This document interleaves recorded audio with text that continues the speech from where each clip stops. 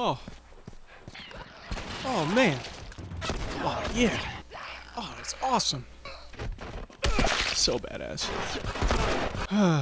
As usual, Naughty Dog has made me its bitch. And that goes for you too, bitches. Reviewing any game by Naughty Dog, especially this one, is particularly difficult since Naughty Dog is always an exception to the rule. Or rules, as I guess I'll have to explain. You've seen me lay out play over display, so here's two more for you. Quality/execution over concept. And the other 9, as in, don't argue. What I mean by this is that regardless of your concept, be it brilliant or anything but, you can always just fuck it up. It doesn't really matter if you're working with the greatest Shakespearean material if the sound is too low to hear anything and every scene is out of focus. And that brings us to the other 9. See, when someone hears execution or quality over concept, that idea, that sentence, is supposed to go to the brain. But on its way to the brain, it gets diverted and hits the ego. That's pride fucking with you. And the problem with ego is it's got all this baggage. And that baggage is inadvertently tied to all these other thoughts and ideas like some kind of mental rat king. So when a person hears one thing, that means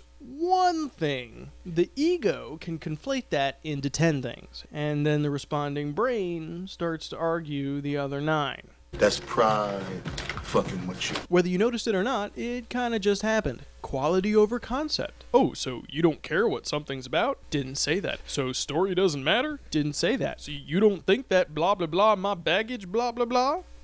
When you see that sentence, it means only that sentence. Fuck pride. Please leave your baggage in the overhead compartment. And now that I've said that, I can say this. In almost all games, story doesn't matter. In fact, it's just a waste of time. I was never a big fan of these things. It's not that story in general doesn't matter, but unless you can do it right, don't waste the player's time. Since this is a game, an interactive medium, anything passive should be as brief as possible unless it's A grade. That is a stupid idea. And outside of meh or meh, almost nothing in gaming has been A grade when it comes to story.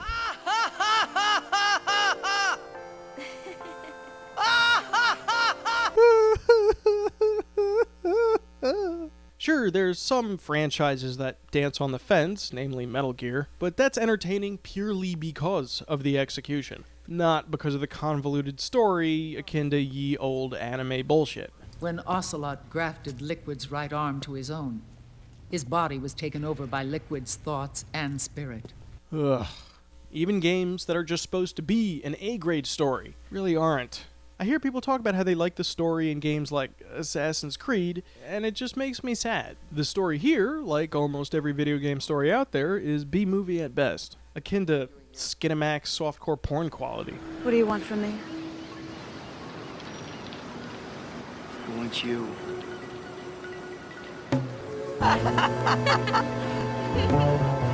The best way to handle this would be what Resident Evil 4 did. Embrace your shitty story, admit to yourself that this isn't worth spending any more than 1 minute max on at any given moment. Cause that way, you'll do your best to make that 1 minute entertaining and well executed, and then BAM! On to more games. I will help you awaken from your world of cliches. Sadly, since you can't address a problem until you admit you have one, most games stubbornly pretend we should give a shit. And many players who have never bothered to read a book or watch Breaking Bad don't really know what a good story is, and think this bullshit counts. It doesn't. If you're paying $60 for this story, then you are a sad panda. Let me put it this way. The story in Final Fantasy VII was so good that it kept me going even though the gameplay was pretty repetitive. Yet the stories in these games were so bad and so constant that I stopped less than halfway through regardless of the noticeably improved gameplay. I just can't sit through this shit. Ugh. So now that I've given you countless reasons to leave story alone in games, I'm gonna tell you that this is the best story, script, and acting in any game I've ever played. And that's probably all I should tell you. As to not spoil shit, I'll just let you know that Naughty Dog has unsurprisingly lived up to their well-earned reputation and given us the best zombie movie of the year. And I don't care what anyone, even Naughty Dog, says, this is zombies. A very big directive from the very beginning was they're not zombies. This is zombies. Not that that there's anything wrong with that. They're not zombies. This is a zombie game, or better, zombie genre. Let me explain something to you about zombie genre. They don't have to be technically undead to count as zombie genre. See these aren't dead, but it's still a zombie movie, and here's no difference. Not that there's anything wrong with that. I know a zombie apocalypse when I see one, and this ain't no My Little Ponies invasion. Zombies, bitches, zombies. Not that there's anything wrong with that. As far as graphics go, is there anything I really need to say? The idea that we can generate these visuals on 8-year-old hardware is frankly ridiculous. And the only thing wrong with these graphics is that for this review, I had to record on a mini DV. So imagine what you're looking at is twice as pretty and you've got what the game actually looks like. But man, can't deny that view. I don't want to give too much away, which is why I'm keeping all of this footage from relatively early on in the game. But needless to say, the execution is masterfully flawless, which makes it hard to recommend for other developers to imitate. Not just because story is hard to do right, but generally when a developer puts a lot of effort into story, the gameplay suffers greatly. And that's just another reason why Naughty Dog is the shiznit. Unlike almost all story-based games, Naughty Dog has never for a second taken their eye off the gameplay. Everything, from the stealth to the shooting mechanics, are tighter than a Girl Scout.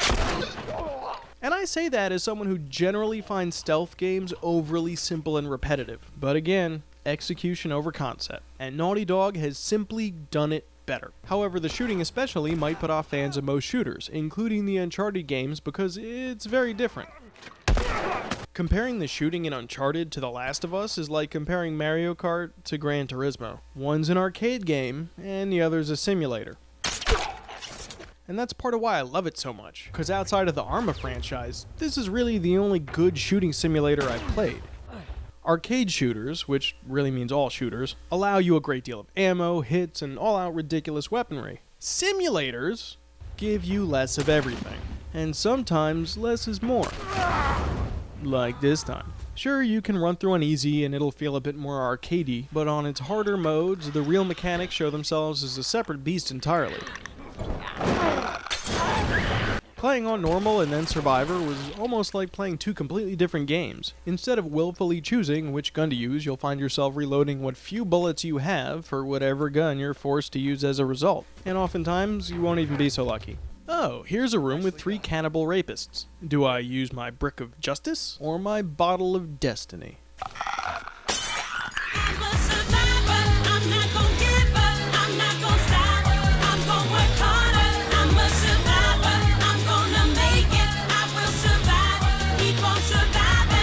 Character upgrades, yada yada. Equipment upgrades, yada yada.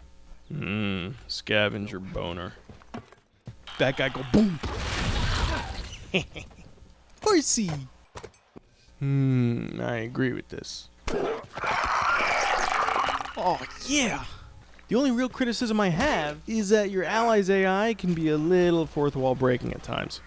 God damn it, Ellen Page. The crafting mechanics also lend themselves to tense pants shittiness, as you have to make all of your items in real time. Shivs, medkits, explosives, upgraded pointy weapons, everything that you can make has to be done in real time. This doesn't just give the gameplay palm sweaty fun, but it also lends itself really well to the multiplayer.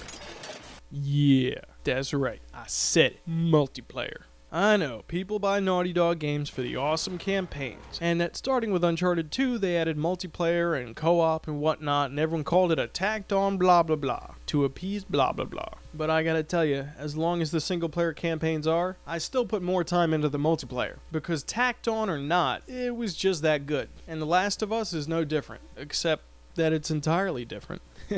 And keep in mind that just because something is tacked on doesn't mean it's by default bad. The multiplayer in Dead Space 2 was totally tacked on, and that didn't stop it from being some of the most fun I've had in any multiplayer this whole gen. What Naughty Dog has done here is mix Arma with Counter-Strike and maybe a little bit of Animal Crossing for its more meta components, where you build up a group of survivors that you need to earn supplies through matches for. And while completely different from the Uncharted multiplayer, it's no less fun, but a hell of a lot more tense.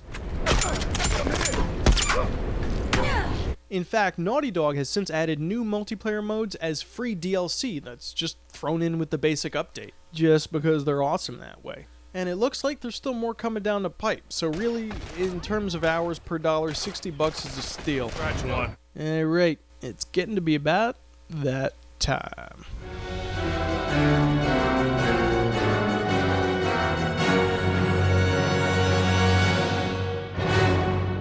Natalie Portman Award.